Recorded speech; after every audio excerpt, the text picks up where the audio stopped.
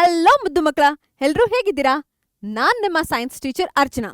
9ನೇ class exam ಮುಗಿಸಿದ್ದೀರಾ, 10ನೇ class ಜರ್ನಿನ ಇನ್ನೇನು ಶುರು ಮಾಡಬೇಕು. ಆದರೂ ಕೆಲವು ಮಕ್ಕಳುಗಳು ಸೀರಿಯಸ್ ಆಗಿ ಓದಬೇಕು ಅಂತ ಡಿಸೈಡ್ ಮಾಡಿಬಿಟ್ಟು ವೆಕೇಷನಲ್ಲೇ SSLC ಜರ್ನಿನ ಶುರು ಮಾಡಿದ್ದಾರೆ. 9ನೇ ಕ್ಲಾಸಲ್ಲಿ ನನಗೆ ಮ್ಯಾಥ್ಸಲ್ಲಿ ಇಷ್ಟು ಮಾರ್ಕ್ಸ್ ಬಂತು, ಸೈನ್ಸಲ್ಲಿ ಇಷ್ಟು ಮಾರ್ಕ್ಸ್ ಬಂತು, ಲ್ಯಾಂಗ್ವೇಜಲ್ಲಿ ಇಷ್ಟು ಮಾರ್ಕ್ಸ್ ಬಂತು, ಸೋಷಿಯಲ್ ಸೈನ್ಸಲ್ಲಿ ಇಷ್ಟು ಮಾರ್ಕ್ಸ್ ಬಂತು ಅಂತ ಅಂದ್ಕೊಂಡಿದ್ದೀರಾ ಅಲ್ವಾ? ಕೆಲವು ಮಕ್ಕಳು ಅಯ್ಯೋ ಇದು ಮ್ಯಾಥ್ಸ್ ಕಷ್ಟ ಆಗ್ತಿದೆ, ನನಗೆ ಇದರಲ್ಲಿ 40 ಬಂದಿದೆ, 30 ಬಂದಿದೆ, 60 ಬಂದಿದೆ, ಇದು ಸಿಕ್ಕಾಪಟ್ಟೆ ಟಫ್ ಸಬ್ಜೆಕ್ಟು, ನಾನು 10ನೇ ಕ್ಲಾಸಲ್ಲಿ ಹೇಗೆ ಮಾಡ್ತೀನಿ, ಇದನ್ನು ಪಾಸ್ ಆಗ್ತೀನಾ ಅಂತ ಸಿಕ್ಕಾಪಟ್ಟೆ ಭಯ ಇರುತ್ತೆ. ಕೆಲವು ಮಕ್ಕಳುಗಳು ನೋಡ್ಕೊಳ್ಳೋಣ ಬಿಡಿ ಅಂತ ಇದೆ. ಸೊ ಈ ಸಲ ನಾನು 9ನೇ ಕ್ಲಾಸಲ್ಲಿ ಮ್ಯಾಥ್ಸನ್ನ 90 ಮೇಲೆ ಸ್ಕೋರ್ ಮಾಡಿದ್ದೀನಿ, 10ನೇ ಕ್ಲಾಸ್ ಈಸಿ ಆಗುತ್ತೆ, ಇನ್ನೂ ಚೆನ್ನಾಗಿ ಸ್ಕೋರ್ ಮಾಡ್ತೀನಿ ಅಂತ ಕಾನ್ಫಿಡೆಂಟ್ ಆಗಿದ್ದಾರೆ.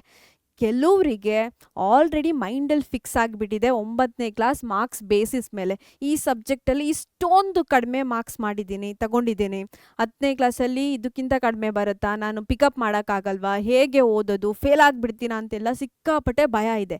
ಆ ಭಯನ ನಿಮ್ಮ ತಲೆಯಿಂದ ಓಡಿಸೋದಕ್ಕೋಸ್ಕರ ಈ ವಿಡಿಯೋ ಮುಖಾಂತರ ನಾನು ಬಂದಿದ್ದೀನಿ. ಸೊ ಹಾಗಿದ್ರೆ ಬನ್ನಿ ನಮ್ಮ ವೀಕ್ ಸಬ್ಜೆಕ್ಟ್ಗಳನ್ನು ಹೇಗೆ ಸ್ಟ್ರೆಂತ್ ಸಬ್ಜೆಕ್ಟ್ ಆಗಿ ಕನ್ವರ್ಟ್ ಮಾಡೋದು ಅಂತ ನೋಡೋಣ. So concurring your weak subject ಅಂತ.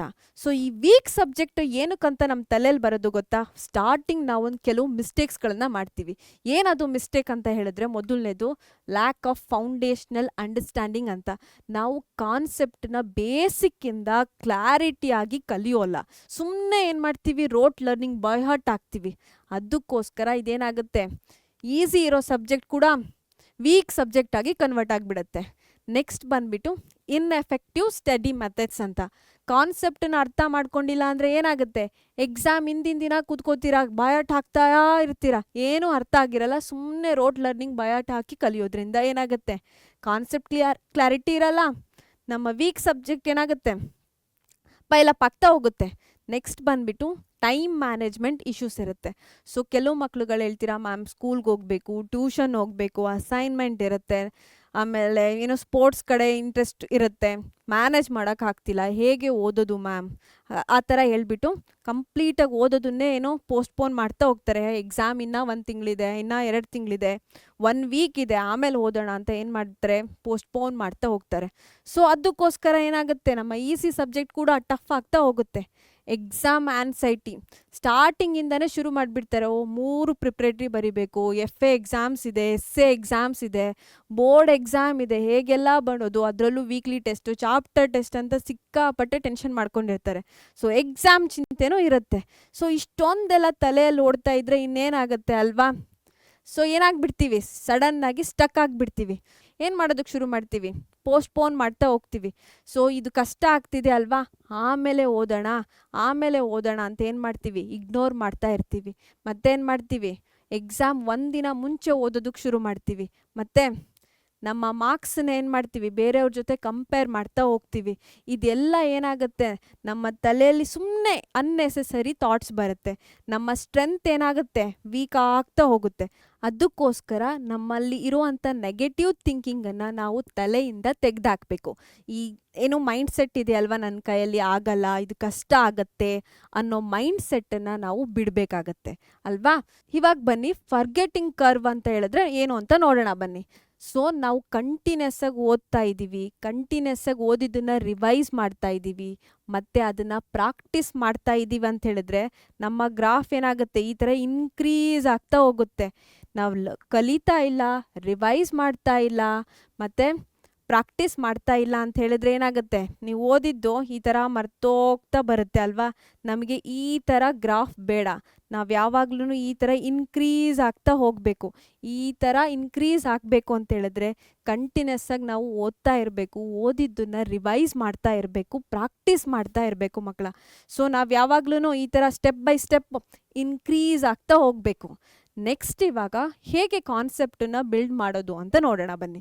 ಮೊದಲನೇದು ಬೇಸಿಕ್ ಐಡಿಯಾಸ್ ಇದೆಯಲ್ವಾ, ಯಾವುದಾದ್ರೂ ಸಬ್ಜೆಕ್ಟ್ ತಗೊಳ್ಳಿ, ಮ್ಯಾಥ್ಸ್, ಸೈನ್ಸ್ ಯಾವುದಾದ್ರೂ ತೊಗೊಂಡ್ರು ಫಸ್ಟ್ ನಾವು ಕಾಂಪ್ಲಿಕೇಟೆಡ್ ಸಬ್ಜೆಕ್ಟ್ಸನ್ನು ಓದೋದಕ್ಕಿಂತ ಮುಂಚೆ ಬೇಸಿಕ್ ಟಾಪಿಕನ್ನು ಅರ್ಥ ಮಾಡ್ಕೋಬೇಕು. ಇವಾಗ ಫಾರ್ ಎಕ್ಸಾಂಪಲ್ ಫಿಸಿಕ್ಸಲ್ಲಿ ಎಲೆಕ್ಟ್ರಿಸಿಟಿ ಚಾಪ್ಟರ್ ತಗೊಳ್ಳಿ. ನೀವು ಗ್ರೇಡ್ 6ಇಂದನೂ ಎಲೆಕ್ಟ್ರಿಸಿಟಿನ ಬೇಸಿಕ್ಕನ್ನು ಕಲಿತಾ ಬಂದಿರ್ತೀರಿ. ಏನು ಬ್ಯಾಟ್ರಿ ಅಂದ್ರೇನು, ಸೆಲ್ ಅಂದರೆ ಏನು, ಸಿಂಬಲ್ಸನ್ನು ಹೇಗೆ ರೆಪ್ರೆಸೆಂಟ್ ಮಾಡೋದು, ಸರ್ಕ್ಯೂಟ್ ಅಂದರೆ ಏನು ಅಂತ ಈ ಥರ ಸುಮಾರು ಗ್ರೇಡ್ 6ಇಂದ 7th 8th 9th ಎಲ್ಲ ಕಲ್ತಿರ್ತೀರ. ಸೊ ಆ ಬೇಸಿಕ್ ಕಾನ್ಸೆಪ್ಟನ್ನು ನೀವು ಕ್ಲಾರಿಟಿಯಾಗಿ ಕಲ್ತಿದ್ರೆ 10ನೇ ಕ್ಲಾಸಲ್ಲಿ ಏನು ಸ್ವಲ್ಪ ಅಪ್ಗ್ರೇಡ್ ಆಗಿ ಬರುತ್ತಲ್ವ ಚಾಪ್ಟರ್ಸ್, ಅದನ್ನು ಈಸಿಯಾಗಿ ಕಲಿಬೋದು. ಸೊ ನೀವು ವೆಕೇಷನಲ್ಲಿ ಏನು ಮಾಡಬೇಕು ಅಂತ ಹೇಳಿದ್ರೆ ಡೈರೆಕ್ಟಾಗಿ ಗ್ರೇಡ್ 10th ಬುಕ್ಕನ್ನ ಹಿಡ್ಕೊಂಡು ಶುರು ಮಾಡೋದಕ್ಕಿಂತ ಮುಂಚೆ ಗ್ರೇಡ್ 6ಅಲ್ಲಿ ಏನಿದೆ, ಓಕೆ ಈ ಚಾಪ್ಟರಿಗೆ ಸಂಬಂಧಪಟ್ಟ ಹಾಗೆ ಗ್ರೇಡ್ 7ಅಲ್ಲಿ ಏನಿದೆ, ಗ್ರೇಡ್ 8ಅಲ್ಲಿ ಏನಾದರೂ ಮೆನ್ಷನ್ ಮಾಡಿದಾರಾ ಅಂತ ರೀವಿಸಿಟ್ ಮಾಡಿ ನಿಮ್ಮ ಬೇಸಿಕ್ಸನ್ನು ಫೌಂಡೇಶನ್ ಆಗಿ ತಗೋಬೇಕು. ಸರಿನಾ? ಸೊ ಇದು ಆಯಿತು. ನೆಕ್ಸ್ಟ್ ನಾವೇನು ಮಾಡಬೇಕು, ಯಾವುದಾದ್ರೂ ಕನ್ಸೆಪ್ಟ್ ನಿಮಗೆ ಕಷ್ಟ ಆಗ್ತಿದೆ, ಅರ್ಥ ಆಗ್ತಿಲ್ಲ ಅಂತೇಳಿದ್ರೆ ಡೈಲಿ ಲೈಫಲ್ಲಿ ಇದ್ರದ್ದು ಅಪ್ಲಿಕೇಶನ್ಸ್ ಏನಾದರೂ ಇದೆಯಾ ಅಂತ ಚೆಕ್ ಮಾಡಬೇಕು. ಸೊ ಡೈಲಿ ಲೈಫಲ್ಲಿ ಇದರಲ್ಲಿ ಏನಾದರೂ ಆ್ಯಕ್ಟಿವಿಟೀಸ್ ಇದ್ದರೆ, ಇದು ರೂಲ್ ಬಂದುಬಿಟ್ಟು ಇಲ್ಲಿ ಅಪ್ಲೈ ಆಗ್ತಿದೆ, ನಾವು ಈ ಥರ ಯೂಸ್ ಮಾಡ್ತಾ ಇದ್ದೀವಿ ಅಂತ ನಿಮಗೆ ಎಕ್ಸಾಂಪಲ್ ಮುಖಾಂತರ ತಿಳ್ಕೊಂಡ್ರೆ ಈಸಿಯಾಗಿ ಕಲಿಯೋದಕ್ಕೆ ಆಗತ್ತೆ ಮಕ್ಕಳ. ಸೊ ಏನು ಮಾಡಬೇಕು, ಮ್ಯಾಥ್ಸಲ್ಲಿ ಈಸಿ ಕ್ವೆಶ್ಚನ್ಸ್ ಯಾವುದಾದ್ರೂ ಸಬ್ಜೆಕ್ಟ್ ತಗೊಳ್ಳಿ, ಈಸಿ ಕ್ವೆಶ್ಚನ್ಸನ್ನ ಫಸ್ಟ್ ಸಾಲ್ವ್ ಮಾಡಬೇಕು. ಈಸಿ ಕ್ವೆಶ್ಚನ್ ಯಾವ ಥರ ಅಂತೇಳಿದ್ರೆ ಫೌಂಡೇಶನ್, ನಿಮಗೆ ಕಾನ್ಫಿಡೆಂಟ್ ಬೂಸ್ಟ್ ಮಾಡುತ್ತೆ. ಈ ಈಸಿ ಕ್ವೆಶ್ಚನ್ಸನ್ನ ನೀವು ಆರಾಮಾಗಿ ಸಾಲ್ವ್ ಮಾಡ್ತಿದ್ದೀರಾ ಅಂತ ಹೇಳಿದ್ರೆ ಡಿಫಿಕಲ್ಟ್ ಕ್ವೆಶ್ಚನ್ಸ್ ಏನು ಬರುತ್ತೆ ಅದನ್ನು ನೀವು ಥಿಂಕ್ ಮಾಡಿ ಅನಲೈಸ್ ಮಾಡಿ ಸಾಲ್ವ್ ಮಾಡೋದಕ್ಕೆ ಈಸಿ ಆಗುತ್ತೆ. ಸೊ ನಾವು ಯಾವಾಗಲೂ ಯಾವುದರಿಂದ ಶುರು ಮಾಡಬೇಕು, ಈಸಿ ಕ್ವೆಶ್ಚನ್ಸ್ ಈಸಿ ಕಾನ್ಸೆಪ್ಟಿಂದನೇ ಶುರು ಮಾಡಿ. ಆಯಿತಾ? ಮೊದಲನೇದು ಮತ್ತು ಮೋಸ್ಟ್ ಇಂಪಾರ್ಟೆಂಟ್ ಏನು ಅಂತ ಹೇಳಿದ್ರೆ ಡೋಂಟ್ ಸ್ಕಿಪ್ ಹಾರ್ಡ್ ಸಬ್ಜೆಕ್ಟ್ಸ್ ಅಂತ. ಇದು ಕಷ್ಟ ಆಗ್ತಿದೆ ಆಮೇಲೆ ಓದೋಣ, ಪೋಸ್ಟ್ಪೋನ್ ಮಾಡಬಾರ್ದು. ಯಾವಾಗಲೂ ನಿಮಗೆ ಕಷ್ಟ ಆಗ್ತಿರೋ ಸಬ್ಜೆಕ್ಟನ್ನ ಫಸ್ಟ್ ಕಲಿಯೋದಕ್ಕೆ ತಯಾರಿ ಆಗಬೇಕು. ಸರಿನಾ? So don't skip hard subject. Hard subject ಅಂತ ಡಿಸೈಡ್ ಮಾಡಿದ್ರೆ ಅದನ್ನೇ ನಾವು ಫಸ್ಟ್ ಓದಬೇಕು ಅಂತ ಡಿಸೈಡ್ ಮಾಡಬೇಕು. ನೆಕ್ಸ್ಟ್ ಬಂದುಬಿಟ್ಟು ಒಂದು ಇಂಪಾರ್ಟೆಂಟ್ ಟೆಕ್ನಿಕ್ ಇದೆ ಮಕ್ಕಳ, ಪೊಮೊಡೋರೋ ಟೆಕ್ನಿಕ್ ಅಂತ. ಏನು ಇದು ಅಂತ ಹೇಳಿದ್ರೆ ಇವಾಗ ನಿಮಗೆ ಕಂಟಿನ್ಯೂಸ್ ಆಗಿ 1 hour 2 hours ಕೂತ್ಕೊಂಡು ಓದೋದಕ್ಕಾಗಲ್ಲ ಅಲ್ವಾ, ಕಷ್ಟ ಆಗ್ತಿರುತ್ತೆ, ಮೈಂಡ್ ಡಿಸ್ಟ್ರಾಕ್ಷನ್ ಆಗ್ತಿರುತ್ತೆ. ಏನೋ ಸಿಬ್ಲಿಂಗ್ಸ್ ಯಾರಾದರೂ ಆಟ ಆಡ್ತಿದ್ರೆ ಹೋಗಿ ಆಟ ಆಡಬೇಕು, ಮೂವಿ ನೋಡಬೇಕು ಅಂತೆಲ್ಲ ಫೀಲ್ ಆಗ್ತಾ ಇರುತ್ತೆ, ಡಿಸ್ಟ್ರಾಕ್ಷನ್ಸ್ ತುಂಬ ಇರುತ್ತೆ. ಈ ಟೆಕ್ನಿಕ್ ಆ ಡಿಸ್ಟ್ರಾಕ್ಷನ್ನ ಅವಾಯ್ಡ್ ಮಾಡಿ ಕಂಟಿನ್ಯೂಸ್ ಆಗಿ ಓದೋದಕ್ಕೆ ಹೆಲ್ಪ್ ಮಾಡುತ್ತೆ. ಇವಾಗ ನಿಮಗೆ 25 minutes ಕೂಡ ಕಾನ್ಸ್ಟೆಂಟಾಗಿ ಕೂತ್ಕೊಂಡು ಓದೋಕ್ಕಾಗಲ್ಲ ಅಂತ ಹೇಳಿದ್ರೆ ಅಟ್ಲೀಸ್ಟ್ ನಾವು 15 minutesವರೆಗೂ ಟ್ರೈ ಮಾಡ್ಬೋದಲ್ವಾ. ಸೊ ಇವಾಗ ಟೈಮರ್ ಆನ್ ಮಾಡಿ ಅಥವಾ ಸ್ಟಾಪ್ ವಾಚ್ ಏನಾದರೂ ಆನ್ ಮಾಡಿ 15 minutes ನಾನು ಈ ಕಾನ್ಸೆಪ್ಟನ್ನ ಅಥವಾ ಈ ಸಬ್ಜೆಕ್ಟನ್ನ ಓದ್ತಿದ್ದೀನಿ, ಅದಾದಮೇಲೆ ನಾನು 5 minutes ಬ್ರೇಕ್ ತೊಗೋತೀನಿ. ಆ ಥರ ಫೋಕಸ್ ಮಾಡಿ ಕಾನ್ಸ್ಟೆಂಟಾಗಿ 15 minutes ಓದಬೇಕು. ಕಾನ್ಸಂಟ್ರೇಟ್ ಮಾಡಿ 15 minutes ಓದಿ, ಅದಾದಮೇಲೆ 5 minutes ಬ್ರೇಕ್ ತೊಗೊಳ್ಬೇಕು. ಸೊ ಒಂದ್ಸಲ 15 minutes ಟ್ರೈ ಮಾಡ್ತೀರಾ ಡೇ 1, ಡೇ 2 ಇನ್ನೂ ಒಂದು ಸ್ವಲ್ಪ 2 minutes ಜಾಸ್ತಿ ಮಾಡಿ 17 minutes ಓದಿ, ಅದಾದಮೇಲೆ 20 minutes 25 minutes ಈ ಥರ ಕಾನ್ಸ್ಟೆಂಟಾಗಿ ಡೇ ಬೈ ಡೇ ನೀವು ಮಿನಿಟ್ಸ್ನ ಇನ್ಕ್ರೀಸ್ ಮಾಡ್ತಾ ಹೋಗಬೇಕು. ಸೊ ನೀವು ಏನಾಗ್ತೀರಾ, ಈ ಥರ ಪ್ರಾಕ್ಟೀಸ್ ಮಾಡ್ತಾ ಇದ್ದರೆ ಒನ್ ಸ್ಟ್ರೆಚಲ್ಲಿ ನೀವು 2 hours ಕೂಡ ಕೂತು ಕಾನ್ಸಂಟ್ರೇಟ್ ಮಾಡಿ ಓದ್ಬೋದಾಗುತ್ತೆ. ಸರಿನಾ? ನಾವಿವಾಗ ಡೇ 1ಇಂದ 15 minutesಲ್ಲೇ ತೊಗೊಳ್ಳೋಣ. ಸೊ 15 minutes ನಾನು ಈ ಸಬ್ಜೆಕ್ಟನ್ನು ಕಾನ್ಸಂಟ್ರೇಟ್ ಮಾಡಿ ಫೋಕಸ್ ಮಾಡಿ ಯಾವುದೇ ರೀತಿ ಡಿಸ್ಟ್ರಾಕ್ಷನ್ಸ್ ಇಲ್ಲದೆ ಓದ್ತಿದ್ದೀನಿ. ಸೊ ಪ್ರಾಮಿಸ್ ಮಕ್ಕಳ, ಈ ಥರ ಮಾಡ್ತೀರಾ? ಓಕೆ. ನೆಕ್ಸ್ಟ್ ಏನು ಅಂತ ಹೇಳಿದ್ರೆ ಪ್ರಾಕ್ಟೀಸ್ ಆ್ಯಂಡ್ ಎರರ್ ಅನಾಲಿಸಿಸ್. ನೀವೇನು ಮಾಡಬೇಕು ಅಂತ ಹೇಳಿದ್ರೆ ಇವತ್ತು ಯಾವುದಾದ್ರೂ ಒಂದು ಕಾನ್ಸೆಪ್ಟ್ ಓದ್ತೀರಾ, ಕಲಿತಿದ್ದೀರಾ, ಅದನ್ನು ನೀವು ಬರಿಬೇಕು. ಓದಿ ಆದಮೇಲೆ 1 2 to 3 hours ಗ್ಯಾಪ್ ಕೊಡ್ತೀರಾ, ಒಂದು ನೋಟ್ಬುಕ್ಕಲ್ಲಿ ಬರೀತಿದ್ದೀರಾ. ಆಮೇಲೆ ನೀವು ಬರೆದಾದ್ಮೇಲೆ ಕರೆಕ್ಷನ್ಸ್ ಮಾಡಬೇಕು. ಸೊ ಎಲ್ಲಿ ಏನು ತಪ್ಪಾಗಿದೆ ಅಂತ ನೋಟ್ ಮಾಡ್ಕೋಬೇಕು. ಈ ನೋಟ್ ಮಾಡೋದಕ್ಕೋಸ್ಕರನೇ ಒಂದು ಸೆಪ್ರೇಟ್ ನೋಟ್ಬುಕ್ ಇಡಿ ಮಕ್ಕಳ. ಏನದು ನೋಟ್ಬುಕ್ ಅಂತ ಹೇಳಿದ್ರೆ ಮೇಂಟೈನ್ ಮಿಸ್ಟೇಕ್ ನೋಟ್ಬುಕ್ ಅಂತ. ಮಿಸ್ಟೇಕ್ ನೋಟ್ಬುಕ್ಗೋಸ್ಕರನೇ ಒಂದು ಸೆಪ್ರೇಟ್ ನೋಟ್ಬುಕ್ ಇಟ್ಬಿಡಿ. ಈ ಮಿಸ್ಟೇಕನ್ನು ನೋಟ್ ಮಾಡ್ಕೊಳ್ಳಿ. ಸೊ ಈ ಕ್ವೆಶ್ಚನಲ್ಲಿ ನಾನು ಈ ಥರ ತಪ್ಪು ಮಾಡಿದ್ದೀನಿ, ನೆಕ್ಸ್ಟ್ ಇದನ್ನು ಕರೆಕ್ಟ್ ಮಾಡ್ಕೋಬೇಕು. ನೀವೇ ಅನಲೈಸ್ ಮಾಡಬೇಕು ಯಾವ್ದು ಕರೆಕ್ಟ್ ಇದೆ ಯಾವುದು ತಪ್ಪಿದೆ ಅಂತ. ಸರಿನಾ? ಈ ಥರ ಮಾಡೋದ್ರಿಂದ ನೀವು ನಿಮ್ಮನ್ನು ಸೆಲ್ಫ್ ಅಸೆಸ್ಮೆಂಟ್ ಅಂತ ಕರಿತೀವಿ ಇದನ್ನು. ನೀವು ನಿಮ್ಮನ್ನು ಸೆಲ್ಫ್ ಅನಲೈಸಿಸ್ ಮಾಡ್ತಿದ್ದೀರಾ. ಸೊ ಇದು ಸಬ್ಜೆಕ್ಟ್ ಕಷ್ಟ ಆಗ್ತಿದೆ, ಇಲ್ಲಿ ತಪ್ಪು ಮಾಡ್ತಿದ್ದೀವಿ. ಸೊ ಈ ಥರ ಮಾಡೋದ್ರಿಂದ ನೀವು ಡೈಲಿ ಏನಾಗ್ತಿದ್ದೀರಾ, ಇಂಪ್ರೂವ್ ಆಗ್ತಿದ್ದೀರಾ ಮಕ್ಕಳ. ಓಕೆ. ನೆಕ್ಸ್ಟ್ ಬಂದುಬಿಟ್ಟು ಟೈಮ್ ಅಲೋಕೇಶನ್. ಇದು ತುಂಬ ಇಂಪಾರ್ಟೆಂಟ್ ಮಕ್ಕಳ. ಸೊ ನಮಗೆ ಲೆಟ್ಸೇ ಮ್ಯಾಥ್ಸ್ ಕಷ್ಟ ಆಗ್ತಿದೆ ಅಥವಾ ಸೈನ್ಸ್ ಕಷ್ಟ ಆಗ್ತಿದೆ ಅಥವಾ ಲ್ಯಾಂಗ್ವೇಜಸ್ ಅಥವಾ ಸೋಷಿಯಲ್ ಸೈನ್ಸ್ ಯಾವುದೋ ಸಬ್ಜೆಕ್ಟ್ ಕಷ್ಟ ಆಗ್ತಿದೆ. ಸೊ ಇದನ್ನ ಕಷ್ಟ ಆಗ್ತಿರೋ ಸಬ್ಜೆಕ್ಟನ್ನ ಯಾವ ಥರ ಬೇರೆ ಸಬ್ಜೆಕ್ಟ್ ಕಂಪೇರ್ ಮಾಡಿ ಬ್ಯಾಲೆನ್ಸ್ ಮಾಡೋದು ಅಂತ ನೋಡೋಣ. ಸೊ ಕಷ್ಟ ಆಗ್ತಿರೋ ಸಬ್ಜೆಕ್ಟ್ಗಳಿಗೆ ನೀವು ಸ್ವಲ್ಪ ಜಾಸ್ತಿ ಸಮಯನ ಕೊಡಬೇಕಾಗತ್ತೆ. ಇವಾಗ ಮ್ಯಾಥ್ಸ್ ನಿಮಗೆ ಕಷ್ಟ ಆಗ್ತಿದೆ ಅಂತ ಹೇಳಿದ್ರೆ, ಲ್ಯಾಂಗ್ವೇಜಸ್ ಈಸಿ ಆಗ್ತಿದೆ ಅಂತ ಹೇಳಿದ್ರೆ ಲ್ಯಾಂಗ್ವೇಜಸ್ಗೆ ಸ್ವಲ್ಪ ಕಡಿಮೆ ಸಮಯ ಕೊಟ್ಟೋಣ. ಸೊ ಕಷ್ಟ ಆಗ್ತಿರೋ ಸಬ್ಜೆಕ್ಟ್ಗೆ ನಾವು ಒಂದು 30% ಜಾಸ್ತಿ ಸಮಯನ ಕೊಡಬೇಕು. ನೀವು ಲ್ಯಾಂಗ್ವೇಜನ್ನ ಹಾಫ್ ಅನ್ ಅವರ್ ಓದ್ತಿದ್ದೀರಾ ಅಂತ ಹೇಳಿದ್ರೆ ಮ್ಯಾಥ್ಸ್ನ ನೀವು ಅಟ್ಲೀಸ್ಟ್ 1 ಅವರ್ ಓದಬೇಕು.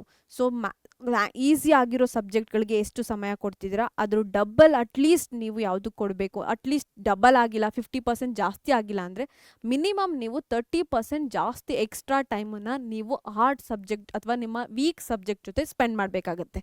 ಸರಿನಾ? ಯಾವಾಗಲೂ ನಮ್ಮ ಕಷ್ಟ ಆಗಿರೋವಂಥ ಸಬ್ಜೆಕ್ಟ್ಗಳನ್ನ ಇಗ್ನೋರ್ ಮಾಡದೆ ಫಸ್ಟೇ ಕಲಿಬೇಕಾಗತ್ತೆ ಮಕ್ಕಳ. ಸರಿ, ನೆಕ್ಸ್ಟ್ ಇವಾಗ ನಮಗೆ ಕಷ್ಟ ಆಗಿರೋ ಸಬ್ಜೆಕ್ಟನ್ನು ಯಾವ ಟೈಮಲ್ಲಿ ಓದಬೇಕು ದಿನದಲ್ಲಿ ಅಂತ ಡೌಟ್ ಇರುತ್ತೆ. ಸೊ ನಾವು ಯಾವಾಗ ಫ್ರೆಶ್ ಆಗಿರ್ತೀವಲ್ವಾ ಆವಾಗ ನಮ್ಮ ವೀಕ್ ಸಬ್ಜೆಕ್ಟ್ ಅಥವಾ ಟಫ್ ಸಬ್ಜೆಕ್ಟನ್ನು ತಗೋಬೇಕು. ಮಾರ್ನಿಂಗ್ ಅವಾಗ ತಾನೇ ಎದ್ದಿರ್ತೀರಾ, ಮೈಂಡ್ ತುಂಬ ರಿಫ್ರೆಶ್ ಆಗಿರುತ್ತೆ. ಸೊ ನೀವೇನು ಮಾಡಬೇಕು, ಈ 5 to 8 ಏನಿದೆ ಅಲ್ವಾ, ಈ ಟೈಮಿಂಗ್ಸ್ ಬಂದ್ಬಿಟ್ಟು ಬೆಸ್ಟ್ ಟೈಮ್. ನಿಮ್ಮ ಮೈಂಡ್ ಮತ್ತು ಬಾಡಿ ಎಲ್ಲ ರಿಲ್ಯಾಕ್ಸ್ ಆಗಿರುತ್ತೆ, ಫ್ರೆಶ್ ಮೈಂಡ್ ಸೆಟ್ ಇರುತ್ತೆ. ಅವಾಗ ನಿಮಗೆ ಕಷ್ಟ ಆಗಿರೋ ಸಬ್ಜೆಕ್ಟನ್ನ ತೊಗೊಂಡು ಓದಿದ್ರೆ ನಿಮಗೆ ಬೇಗ ಅರ್ಥ ಆಗುತ್ತೆ ಮತ್ತು ನಿಮ್ಮ ಫೋಕಸ್ ಕೂಡ 100% ನೀವು ಓದೋದ್ರ ಮೇಲೆ ಇಟ್ಟಿರ್ತೀರ. ಸೊ ಮಾರ್ನಿಂಗ್ ಬಂದ್ಬಿಟ್ಟು ನಿಮ್ಮ ಬೆಸ್ಟ್ ಟೈಮ್ ಆಗಿರುತ್ತೆ ಯಾವುದನ್ನ ಓದೋದಕ್ಕೆ, ನಮ್ಮ ವೀಕ್ ಸಬ್ಜೆಕ್ಟನ್ನು ಓದೋದಕ್ಕೆ. ನೆಕ್ಸ್ಟ್ ಬಂದ್ಬಿಟ್ಟು ಕಂಟಿನ್ಯೂಸ್ ಆಗಿ ಓದಬೇಡಿ ಮಕ್ಕಳ. 2 hours 3 hours ಕಂಟಿನ್ಯೂಸ್ ಆಗಿ ಓದೋದು ಬೇಡ. 1 hour ಓದ್ತಿದ್ದೀವ, 10 minutes ಬ್ರೇಕ್ ತೊಗೊಳ್ಳೋಣ. ಈ ಥರ ಬ್ರೇಕ್ ತೊಗೊಂಡು ಮತ್ತೆ ನಾವು ರೀಸ್ಟಾರ್ಟ್ ಮಾಡಿದ್ರೆ ಕಾನ್ಸಂಟ್ರೇಟ್ ಆಗಿ ಓದ್ತೀವಿ. ಸರಿನಾ? ಮಾರ್ನಿಂಗಲ್ಲಿ ನಮ್ಮ ಟಫ್ ಸಬ್ಜೆಕ್ಟನ್ನು ಓದ್ತೀವಿ. ಆಫ್ಟರ್ನೂನ್ ಅಥವಾ ಮಧ್ಯಾಹ್ನದಲ್ಲಿ ನಿಮ್ಮ ಸ್ಕೂಲ್ ವರ್ಕ್ ಏನಾದರೂ ಇದ್ದರೆ ಕಂಪ್ಲೀಟ್ ಮಾಡೋದಕ್ಕೆ ಟ್ರೈ ಮಾಡಿ.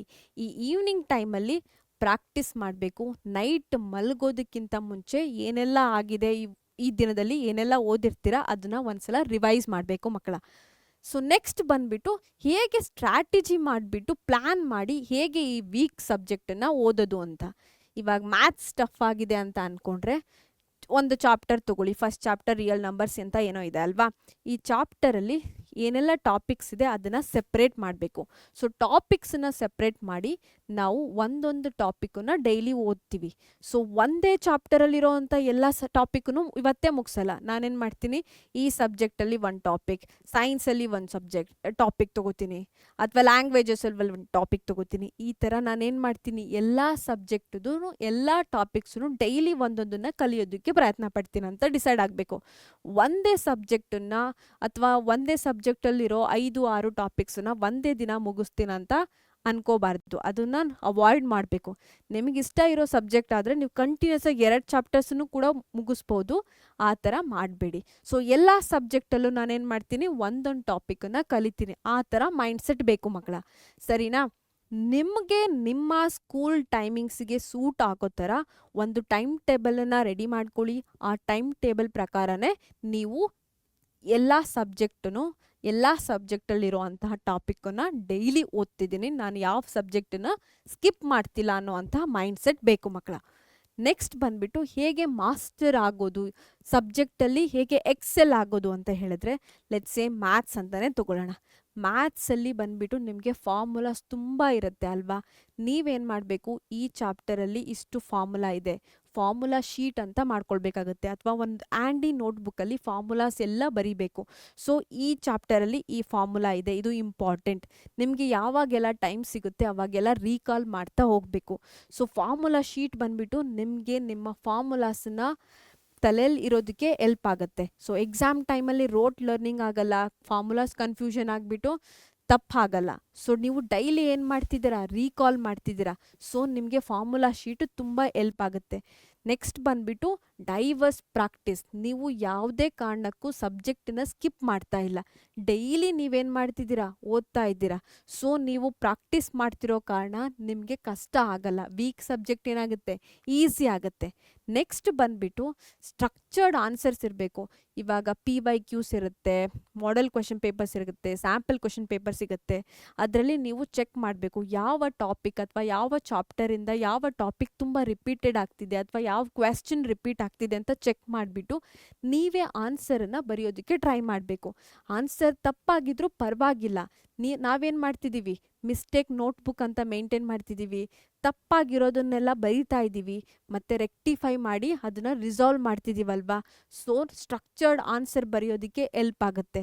ಸೊ ನಾವು ಸ್ಟ್ರಕ್ಚರ್ಡ್ ಆನ್ಸರ್ಸ್ ಬರೆದಾದ್ಮೇಲೆ ಆ ಕ್ವೆಶ್ಚನಲ್ಲಿ ಇಂಪಾರ್ಟೆಂಟ್ ಕೀವರ್ಡ್ಸ್ ಯಾವುದು ಅಂತ ಅಂಡರ್ಲೈನ್ ಮಾಡಬೇಕಾಗತ್ತೆ ಮಕ್ಕಳ. ಸೊ ಕೀ ಪಾಯಿಂಟ್ಸನ್ನ ಅಂಡರ್ಲೈನ್ ಮಾಡೋದು ತುಂಬ ಇಂಪಾರ್ಟೆಂಟ್ ಆಗಿರುತ್ತೆ.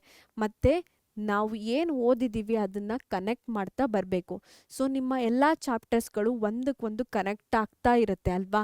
ಐಡಿಯಾಸನ್ನ ಕನೆಕ್ಟ್ ಮಾಡ್ತಾ ಇದ್ದರೆ ನಿಮಗೆ ಈಸಿಯಾಗಿ ಕಲಿಯೋದಕ್ಕೆ ಆಗುತ್ತೆ. ಸರಿನಾ ಮಕ್ಕಳ? ಎಷ್ಟೋ ಮಕ್ಕಳಿಗೆ ಲ್ಯಾಂಗ್ವೇಜಸ್ ಕೂಡ ಕಷ್ಟ ಆಗಿರುತ್ತೆ. ಅವ್ರೇನು ಮಾಡಬೇಕು ಅಂತ ಹೇಳಿದ್ರೆ ಡೈಲಿ ಬಂದುಬಿಟ್ಟು ಒಂದು ಚಾಪ್ಟರಲ್ಲಿರೋ ಅಂಥ ಒಂದು ಪೇಜ್, ಅಟ್ಲೀಸ್ಟ್ ಒಂದು ಪೇಜನ್ನ ಓದಬೇಕು. ವೊಕ್ಯಾಬ್ಯುಲರೀಸ್ ಇಂಟ್ರೊಡ್ಯೂಸ್ ಆಗುತ್ತೆ, ಏನೋ ಕೆಲವೊಂದು ವರ್ಡ್ಸ್ಗಳೆಲ್ಲ ಹೊಸ್ದಾಗಿ ಕೇಳ್ತಿದ್ದೀರಾ, ನಿಮಗೆ ಪರಿಚಯ ಆಗುತ್ತೆ. ಆ ವರ್ಡ್ಗಳನ್ನು ಬರೆಯೋದಕ್ಕೆ ಟ್ರೈ ಮಾಡಬೇಕು. ಸೊ ಸ್ಪೆಲ್ಲಿಂಗ್ ಮಿಸ್ಟೇಕ್ಸ್ ಅವಾಯ್ಡ್ ಆಗುತ್ತೆ. ಮತ್ತು ನೀವೇನು ಮಾಡಬೇಕು, ಲ್ಯಾಂಗ್ವೇಜಸ್ಗೆ ತುಂಬ ಇಂಪಾರ್ಟೆಂಟ್ ಎಸ್ಸೆ ರೈಟಿಂಗ್ ಇರುತ್ತೆ ಅಲ್ವಾ. ಎಸ್ಸೆಗಳನ್ನು ಡೈಲಿ ಒಂದೊಂದು ಟಾಪಿಕ್ ಅಥವಾ ವೀಕೆಂಡಲ್ಲಿ ಒಂದು ಟಾಪಿಕ್ ತೊಗೊಂಡು ನೀವು ಬರೆಯೋದಕ್ಕೆ ಟ್ರೈ ಮಾಡಬೇಕು. ಸೊ ಅವಾಗ ನಿಮಗೆ ಕಾನ್ಸೆಪ್ಟ್ ಬಿಲ್ಡ್ ಆಗುತ್ತೆ, ವೊಕ್ಯಾಬ್ಯುಲರೀಸ್ ಇಂಟ್ರೊಡ್ಯೂಸ್ ಆಗುತ್ತೆ, ಮತ್ತು ನಿಮ್ಮ ಸ್ಪೆಲ್ಲಿಂಗ್ ಮಿಸ್ಟೇಕ್ ಕಡಿಮೆ ಆಗುತ್ತೆ. ಸೊ ಅಟ್ಲೀಸ್ಟ್ ನೀವು ಈ ಎಸ್ಸೆ ರೈಟಿಂಗನ್ನು ವೀಕ್ಲಿ ಒನ್ಸ್ ಆದರೂ ಟ್ರೈ ಮಾಡಬೇಕು ಮಕ್ಕಳ. ಸೊ ನೆಕ್ಸ್ಟ್ ಬಂದುಬಿಟ್ಟು ಸೆಲ್ಫ್ ಅಸೆಸ್ಮೆಂಟ್. ಅವಾಗಲೇ ಹೇಳ್ದಾಗೆ ತುಂಬ ಇಂಪಾರ್ಟೆಂಟ್. ನೀವೇ ಯಾವುದಾದ್ರೂ ಒಂದು ಕ್ವೆಶ್ಚನ್ ತೊಗೋತೀರಾ, ಟೈಮರ್ ಆನ್ ಮಾಡ್ತೀರಾ, ಈ ಕ್ವೆಶ್ಚನ್ಗೆ ನಾನು ಇಷ್ಟು ನಿಮಿಷ ತೊಗೋತಿದ್ದೀನಿ, ಈ ಥರ ತಪ್ಪು ಮಾಡಿದ್ದೀನಿ, ನೆಕ್ಸ್ಟ್ ಯಾವ ಥರ ರೆಕ್ಟಿಫೈ ಮಾಡ್ಕೊಳ್ಳೋದಕ್ಕೆ ಇಂಪಾರ್ಟೆಂಟ್ ಅಂತ ಹೇಳಿದ್ರೆ ಸೆಲ್ಫ್ ಅಸೆಸ್ಮೆಂಟ್. ನಿಮ್ಮನ್ನು ನೀವೇ ಕರೆಕ್ಟ್ ಮಾಡ್ಕೊಳ್ಳೋದು ತುಂಬ ಇಂಪಾರ್ಟೆಂಟ್ ಮಕ್ಕಳ.